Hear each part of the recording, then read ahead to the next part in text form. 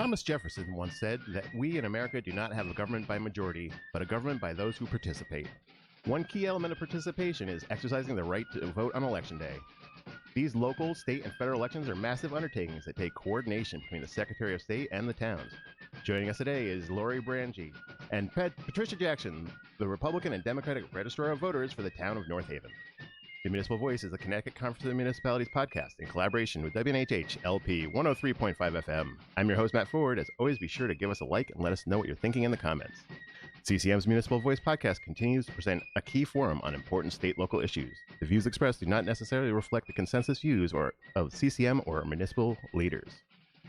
Thanks, guys. Thanks for coming in. Thanks for having us. Could you introduce yourselves again just for everyone at home? Sure. Lori Brangie, the Republican Registrar of Voters in North Haven. Patty Jackson Marshall, I'm Democratic Registrar of Voters in North Haven. Well, thanks for being here. Usually in the Municipal Voice, we like to start at the beginning with a description of what it is that you do and who you represent. So we just had an election, which is the end result of a lot of what you do. What does Election Day look like for you as the registrars of voters? Are you, run around from poll to poll, polling center? Are you, by the time Election Day comes, has all your work already been done? Theoretically, we'll start over here. Oh, I was going to say, she's got something written. No, our job does not end on Election Day. Okay. It actually is just beginning, really. Mm-hmm. As it relates to running from poll to poll, no. Typically, we are focused on in the office. Mm-hmm. We're really kind of... So we have 6 polling places in North Haven.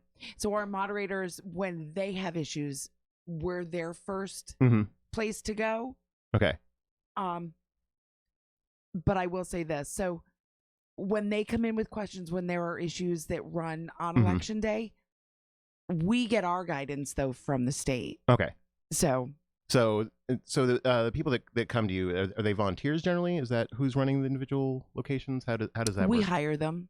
Okay. We hire people. They're paid. Okay, so oh yeah. So there's paid one at each location, and if something goes wrong, you're the person they call. You two are who they call. Say something's going on, and then you two either can answer that question, or if it's something, troubleshoot to the best of our ability, or you might need to go up.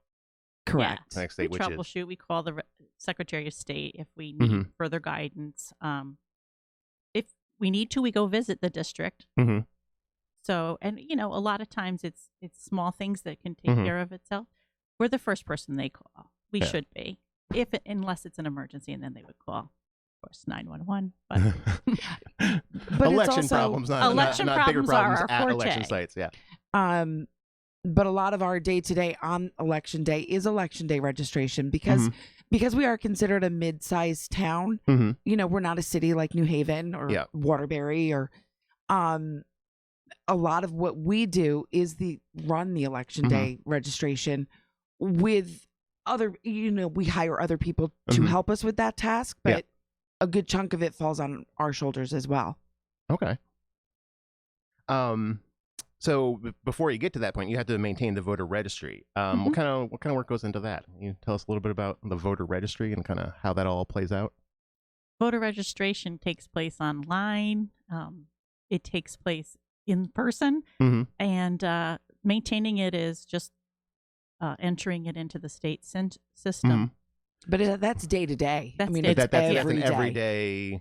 It's every day. Yeah. There's new stuff. Not just an election year, just kind of No, we remove day. people, that have passed away, things like that. Okay. Day to day. Or moved away. You said they can do it online. Is that through the town's web? Like, where do people go to do that? It's through the state website. Through the state or through DMV. It's DMV. Okay. So if someone wanted to do that online, they would go to the DMV's website and go search to the Secretary of State's website. Or the Secretary of State's website. Okay. Another issue that pops up sometimes is absentee ballots. It's been an issue that keeps popping up, and it's your job to maintain those ballots. What does it look like to you? Do you have a list? Are you checking it twice? Do you cross-reference each other's work? Because there's 2 of you. So, how does that dynamic work?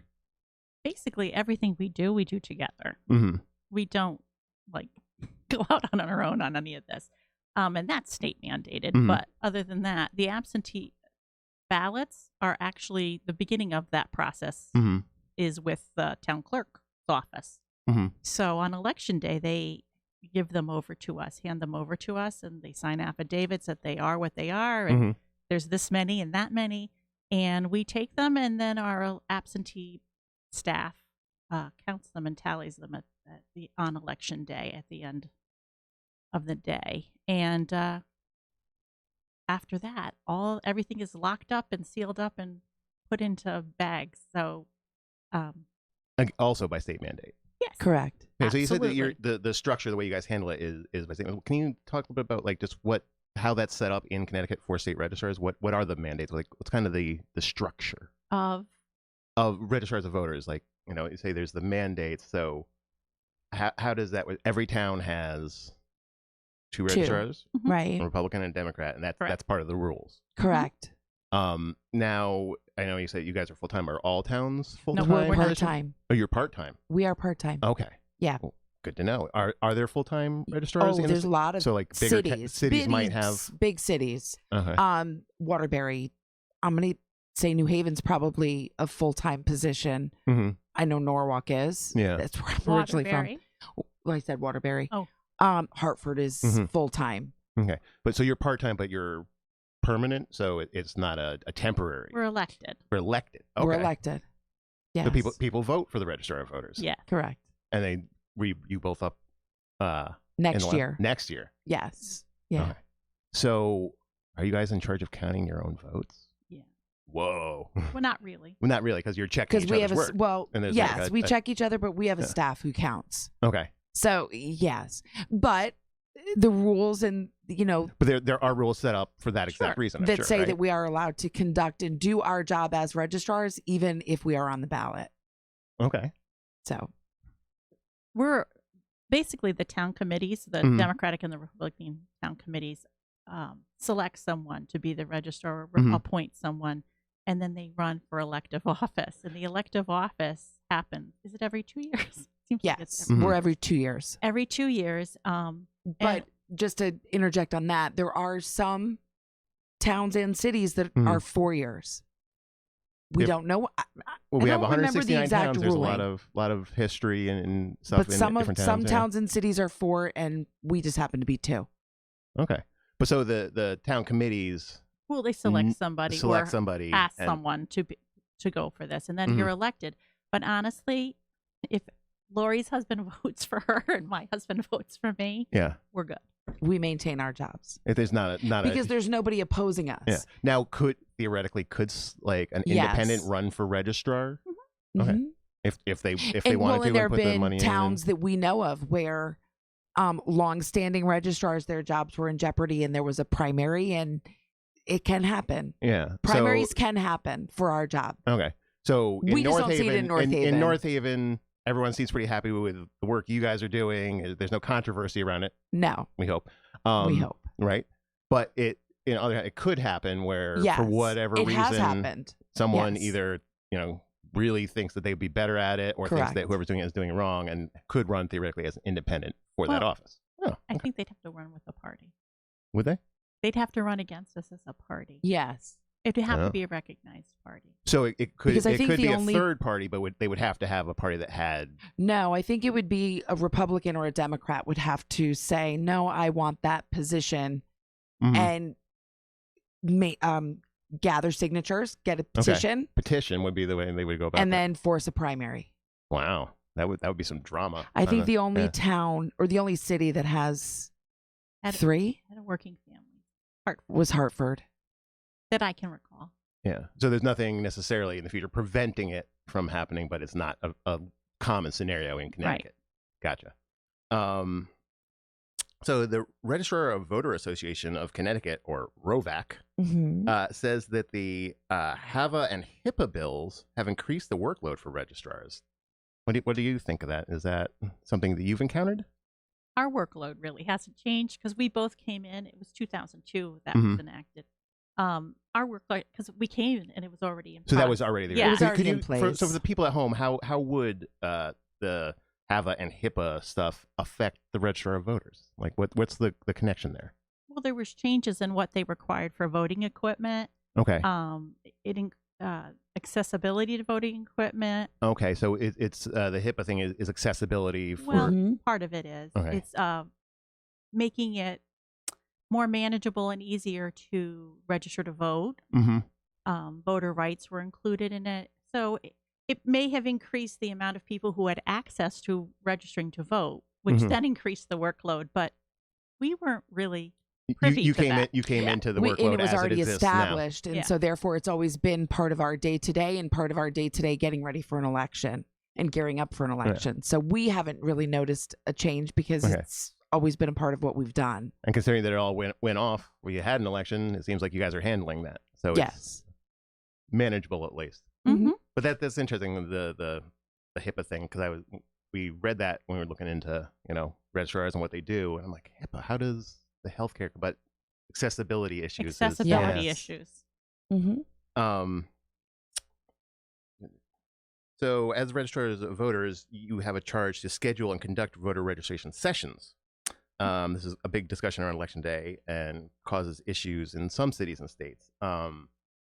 We have a couple different ways to register. You said online, in person. Who is eligible to vote? In North Haven? Yeah. U.S. citizens, 18 years of age, and town resident. And that's it? They have to be a town resident. Yeah. They have to be a town resident. Yes. For North Haven. For North Haven. That's a similar requirement, so it sounds like there should be a lot of people doing that, right? Yes, but there's still a lot of people who don't. Yeah. We should encourage them all to do so, right? Let's see. We talked a little bit about same-day voter registration before. It's a question a lot of viewers might have. For instance, once you register to vote, are you always registered to vote? Yes. We can't remove you. Okay. And this is interesting, especially with an election that just happened 2 weeks ago, 2.5 weeks ago, whatever it's been at this point, because Patty, you fielded a phone call yesterday from a gentleman who thought that he had been removed. Okay. But even if somebody walks in, let's say mom walks in and her son's now living out in California and tells somebody at the poll, a poll worker that my son's been living in California for the last 5 years, he should be removed. We can make a note of that. But unless we have something physically in writing, we're not, it's against the law for us to just remove somebody from our active registry. But what that prompts Patty and I to do is to say, okay, we'll jot down his name and we will send a letter when we do what's called our annual canvass. Okay. And we'll ask the question, have you moved out of town? Hey, are you still there? And they have the right at that point to write back to us and ask to be removed. Okay. So, but if you don't get a response, you don't get to assume that that means they're not there. They have to write back and say, yes, I have moved. Please take me off. Correct. And sign it. Okay. And sign it. Yes. And we use obituaries. And we use, And the DMV provides us with people who have moved out of town. Okay. And there now, provides with the DMV thing, they've been the official change of address with their license. That is a list that comes through on our system, the Connecticut voter registration system. Yeah. And they send us a daily list of people who have moved out of town and registered in a new town, and that gives us permission to remove them. Yeah. Now the daily list, is that just for North Haven residents that they give you, or do they give you the whole list and you have to go through it? No, it's just our list, just North Haven. So it happens town to town. So you don't get a list of how many people are moving in and out of Connecticut every day. That would be an interesting factoid for me personally. That I don't know. Mostly it's moving within Connecticut. All right. Yeah, people moving across, buying a new house, that sort of thing. But that type of a list that you're looking for, that might be something that the state can provide. So that would be a little factoid. I don't know if it relates to this discussion necessarily, but it's... But yeah, I don't know. It's interesting stuff. So if the DMV sends you the list and says they did move, does that constitute the officialness, or do you still need to send them the thing? No. Okay, so they wrote the state government, the DMV, and said, I have moved, give me my new license, and that counts as them. The list actually comes from the Secretary of State's office through the DMV, and they work together to provide this. Got it. Yeah. But the person went to the DMV and said something official, and they signed something there that said, I'm moving. And we still send them a letter. Or they registered their car. And we remove them, but because now we have proof from DMV that you've moved. Yeah. And every once in a while, we get somebody who says, no, that really wasn't me. I know. Every once in a while. Now, you said you No. look at obituaries. What's the process there? Is it you need something from the court or the No. coroner? Oh, This no, is we a- look in the paper. We look in the New Haven. The New Haven Register Okay. every morning. Okay. And we look to see if anybody, unfortunately, has passed. Mm-hmm. We look them up to see if they're a voter. And then we But can in remove the them. case of that, you can say they have passed. You don't need to get permission. Well, from... the obituary is proof. Okay. The obituary is. You don't need to get like the state next of deems kin that to as sign proof. off and No. say yes, they have died. No. That would seem a little bit like a call someone didn't necessarily want to We get. get people who do call us, which is we're grateful To for let that you- because sometimes you don't post an obituary, but other than that, we wouldn't remove them. Yeah. Lots and lots of different little issues, minutia that are related. So there's no way for someone just accidentally become unregistered. It's not going to get lost. It's not going to No. just carry out. Oh, you haven't voted in 10 years. You're done. You're on that list. We do a canvass every year, Mhm. and we've sent out letters requesting that they return them, and if they don't return them after 30 days, we put them into an inactive file, Mhm. and there's various reasons for doing that. And after 4 years in the inactive file, if they haven't responded, come in, Mhm. voted, tried to get out of the inactive file, the state puts them in the off Okay. file, and we are putting them in off where I guess they stay there for another year, Mhm. and then they're removed. They're purged. So So 5 years, you've gotten letters, you haven't voted at all, you've ignored everything, or they've moved away and or they've moved away. they just can't respond. And they just don't respond. Yeah. But if that person then shows up on election day to your office to say, I want to re-register. They can be restored if they're Yeah. still in the inactive file. They can Mm. be restored to vote. They fill out a new card with their Mhm. new information, and they're restored, and they can vote that day. If they're in the off file, they'll just fill out a new form. They'd have to come into the EDR location, and The EDR, what does EDR stand for? Election day registration. Election day registration. Yeah. And you have the location. Where would that be in North Haven? It's in our town hall. It's in Town Hall. Yeah. we have to have access to our computers. That's where the systems are. Mhm. Yeah. Mhm. Because you set up all around or voting polling places in schools in North Haven. Where are people going? Yes, our polling places are located in the elementary schools and then at our rec center In the gyms. in the gyms. All right. Yeah. So pretty standard setup. I remember going Yeah. to plenty of locations like that. Some people out there are pushing for automatic voter registration, whereby all voters would just be automatically registered to vote. How would that affect your job of preparing registration? And do you think it would have a meaningful impact on election day for registrars around the state? Automatic. What's pros and cons? Well, I mean, as I started to say before, I don't think everybody wants to be registered, and and I don't think it's necessarily because they don't want to exercise their right to vote. Mhm. There are some people who associate our office with, I get put on a list, that list gets disseminated across the state for jury duty. Mm-hmm. And there are a lot of people who want to be removed because they don't want to be called for jury duty. Huh. Jury, and that's one of the things? Yeah. All right. Tell me about this. Voter registration is where they find your name for jury duty? Well, It's one of the ways. places. One of the ways. DMV is also another DMV place. is also. Okay. So. But it's the one that gets talked about the most because that's what the word is, that if you're on a voter list, you're on the jury list.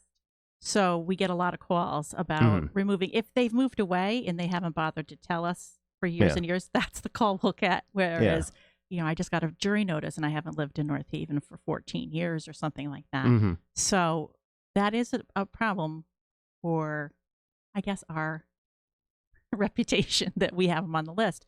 But they also get it from the DMV, from the license. Yeah, so they get it from other if you have a places. driver's license and you're driving, you could you're also on that be list put on anyway. a list. Yeah, Yes. okay. Yes. We're all on the list somewhere. yes. Right? Yeah. And I think, too, because it's a public information, if you register to vote, it's public. Your information is public for the most part. That concerns most people in this technological age. So, yeah. So that's people's concerns, but as you say, it's not really, there's not a lot necessarily founding that because their names are on the other stuff anyway.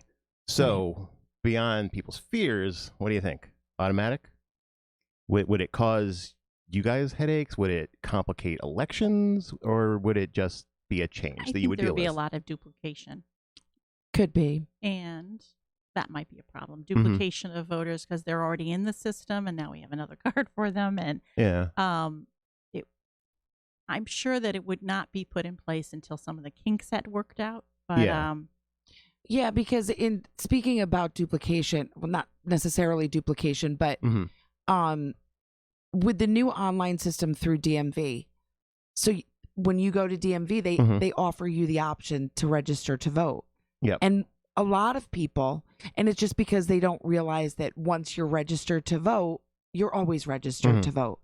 So they will fill out that card again online, and it gets submitted to us. And so really what it does is it just makes more busy work for us. Okay.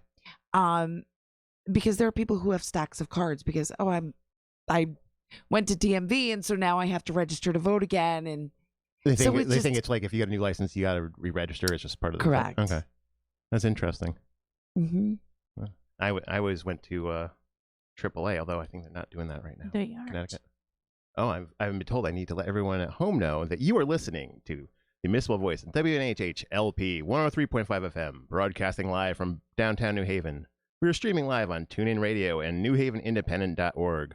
We're also streaming live video on Facebook Live. Just go to facebook.com/newhavenindependent or check out the CCM Facebook page. All right. So we've talked, about people registering, whatever, but on the kind of physical, real world level, you guys are responsible for voting machines. Is that right? You oversee the voting machines? Yes. Yes. Okay. So some viewers and listeners might be old enough to remember, like in Florida, the hanging chads thing. There's been fears of digital machines being hacked. What equipment do you guys use in North Haven? What's kind of being used across the state? And I don't know, what are your thoughts on the security of the machines and that sort of thing? The entire state uses tabulators.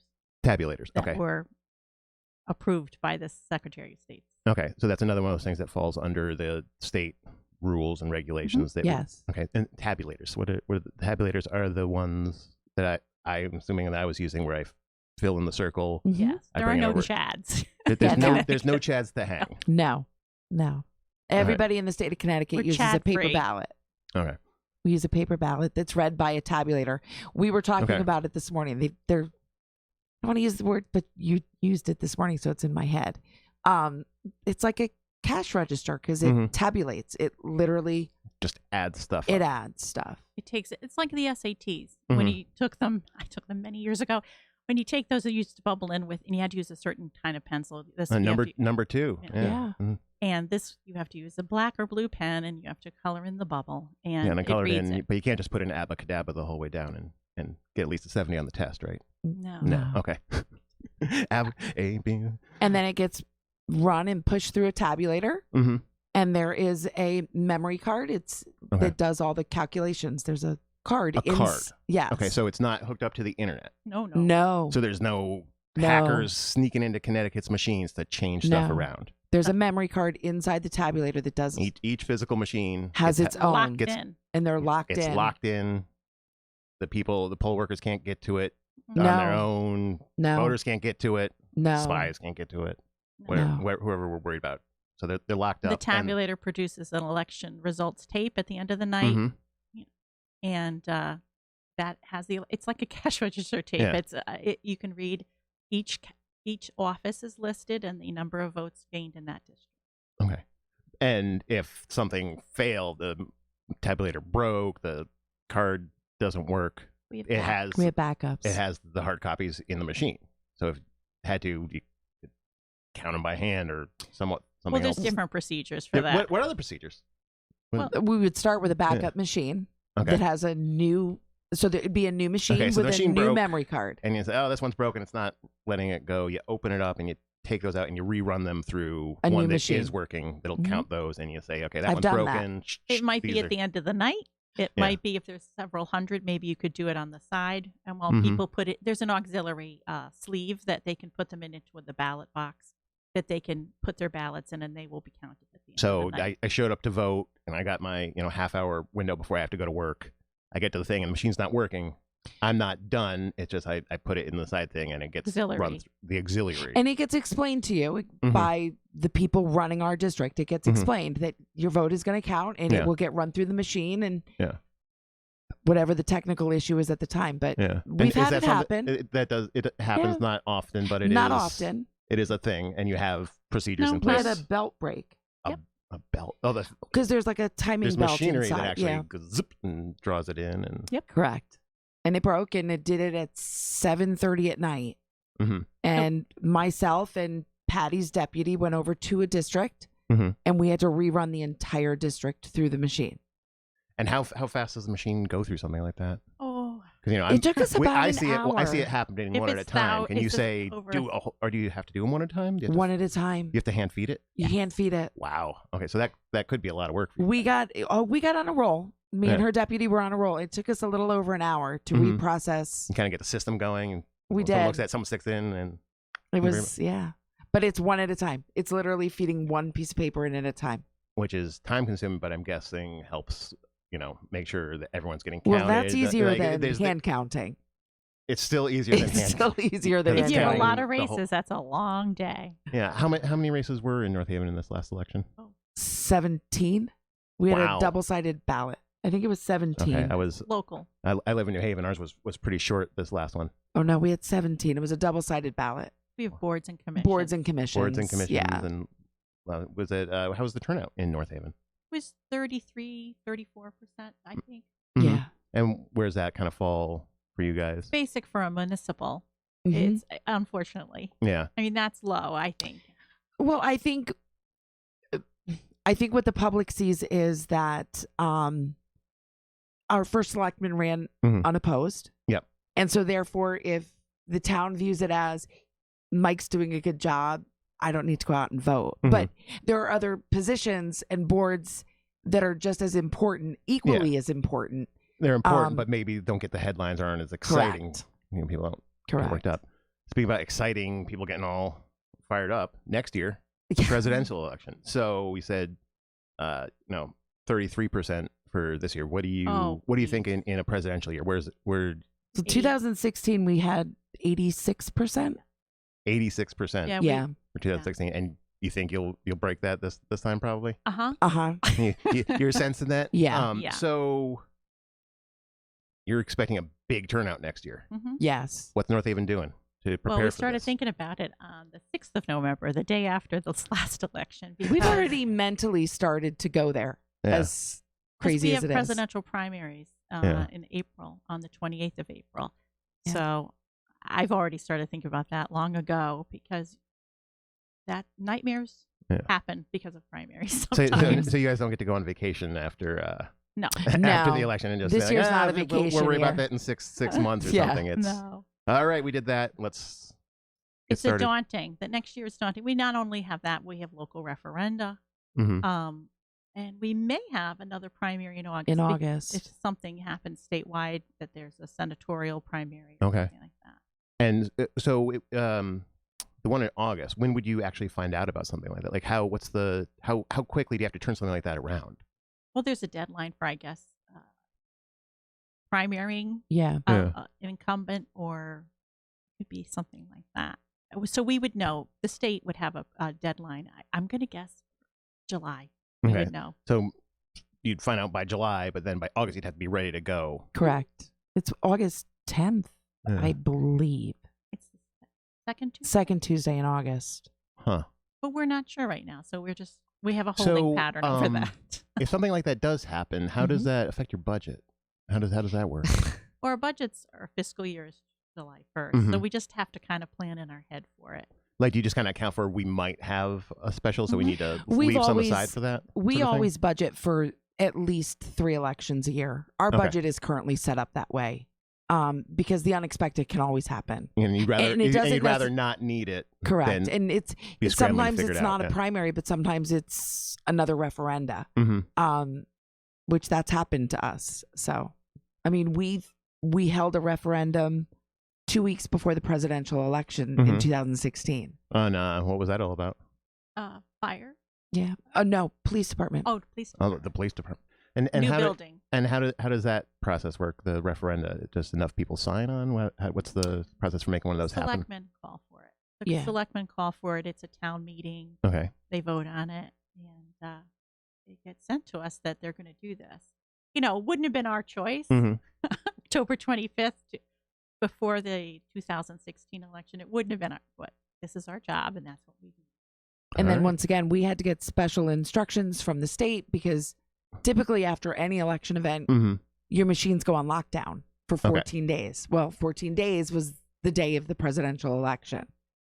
Oh, we had to get special instructions about tabulators. We want to have a referendum, and then because it's election day, correct. So the day after we held a referendum, we had permission from the state to unlock those machines and go in and then test and get ready for put new memory cards in. Yep. We have separate memory cards for that. Okay, new memory card. Tell me about this. So in the machines, they get replaced. It's not just you don't just hit delete and start again or reset the counter. We have special memory cards for referendum. It gets its own card, and that's like is that saved somewhere, like as part of the permanent record? Well, those cards are they're programmed to just read yes/no questions for the referendum. For the referendum, but cards for presidential elections, primaries, municipal. Those are all programmed through an outside company. We send our to be programmed. So there's totally separate cards. So it has to know that it's only asking. It's only this question on this one, and on this one, it's got this person, this person, and this person. And that process is done by the company, so that no person here could. The town clerk sends it either mess it up by not doing it right, or we don't like to think this, but someone couldn't also mess with it for their own nefarious means because it's not in your hands. The state has sent them the format. Got it. Yeah. So you send those things in, they send you new ones. Well, they just reprogram our current cards. So it's just them doing it is the real thing. It's like a coding. It's taking it out of your hands and being like, stick that in. It's the right one for this particular setup. Wow. All right. Yeah. Oh, there's one other thing I've always been curious about. What do you think about the idea of Election Day being a national holiday, where everyone gets the day off to go vote? Except us. Well, except for you, yes. Yeah, it's like being Santa on Christmas. It comes with the territory. But what do you think? Would that make it easier? I wouldn't be opposed. Yeah. We do hear from a lot of parents when Election Day is off about childcare issues. We don't hear it. We hear it from other people. Right. But childcare issues and stuff because it's a Tuesday. It's a weekday. A lot of people got to go to work. They got to get the kid to school. Are the schools where you hold stuff? Are they? They're open always that day? closed. They're closed for that the day. Superintendent in North Haven, they're to. always closed. Yeah. So childcare might be even more of a concern for some people that day because the kids are home from school. Well, in November, I think most people, because they've always been closed. Yeah. They're planned. They know it's coming. It's kind of just the way things are done. Yeah. Huh. But I mean, you're there. You see when people are voting. When the problems are. Is there definitely, because of people having to go to work? Is there is 6 when do you open in the morning? 6 a.m. So is 6 to before 9 when some people have to go to work? Is that with jammed? a big rush in there? Yep. And then after work, and is there a lunch rush? After 3. After 3. Schools get out, or something gets out at 3. Not schools. So if it was a holiday, theoretically at least, it might kind of spread that out a little bit, so people weren't trying to jam it in before or after. It's hard to say. Hard to say, yeah. I mean, we're theorizing that's the way that it would work, but we say to our poll workers, we can't control when people come in. People are going to show up when they're going to show up. People are going to show up when they show up. But currently, there is definitely a before work in the morning rush and then after work kind of rush. Yeah. Yes. Oh, I don't know. And some that's being talked about out there, so I guess we'll see if it ever happens. Luckily for me in New Haven, I have my polling location I can see it from my second floor window on a good day. Wow. So I am. I'm lucky. They do a good job here in New Haven as well. That is great. Registrars of voters all over the state doing good stuff. Well, I'd like to thank you guys for being here today. Thanks for having us. The Municipal Voice is a co-production by CCM and WNHH 103.5 FM. Kevin Maloney is our executive producer. Christopher Gilson is our producer. Harry Draws is on the boards. And I'm Matt Ford, your host. Be sure to check out our Facebook page and give us a like. And watch out for our CCM chat series on our YouTube page. Just search for CCM Chats and you'll find them all in one convenient playlist. Thanks again, guys.